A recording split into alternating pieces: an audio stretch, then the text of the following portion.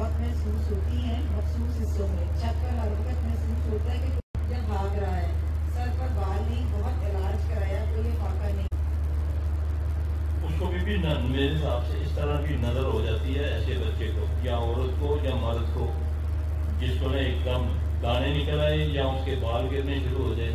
तो ये हमें चाहिए कि इसलिए हुक्म है ना कि अपने खासकर बीवियों को हुक्म है कि वो अपने जिनको बालों को समेटा करें ना, उनको बाहर पर्दे से ना निकाला करें।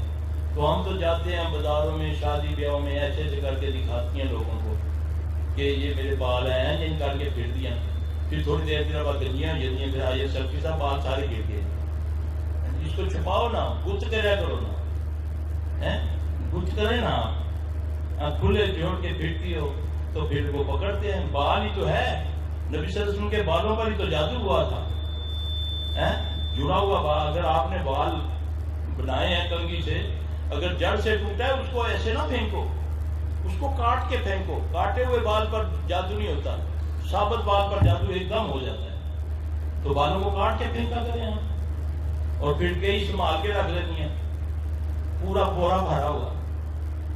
सिर्फ मैं बाल रखती थी अलमारी में, अब कुछ दिनों से बाल से वो सारे गायब हो गए। मैं बोले ले गया मामू, अब मामू तुझे खाने में देगा बाल। अब तुम जब कही आती बेचारी कि जब मैं खाना खाती हूँ बीच में से बाल निकलने शुरू हो जाते हैं, जब मैं खाना खाती हूँ बीच में से नाखून निकलने शुरू हो जाते हैं, पखाना करती हूँ उसमें से बाल आते हैं, पेशाब छोटा करती हूँ उसमें से बाल आते हैं। बालों के लिए भी है कि इसको काट दो, फेंक दो, इसको क्यों संभाल के रखती हो। लोग तो झंड भी संभाल देते हैं पहले दिन बच्चे की जो 7 दिन की होती है, नाड़ू भी संभाल के रख लेते हैं जैसे ये सोने का बन जाएगा। ये तो हिंदुओं का तरीका है, वो गंदी चीज है, सदका दो उसको फेंको। तुम हिंदू हो, सारे तरीके तो हिंदुओं के हमारे अंदर है।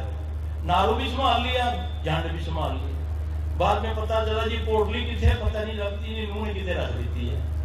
वो ले गया मानो, अब वो इस पर अमल करेगा, सारी जिंदगी वो बच्चा बच्ची बीमार रहेगा।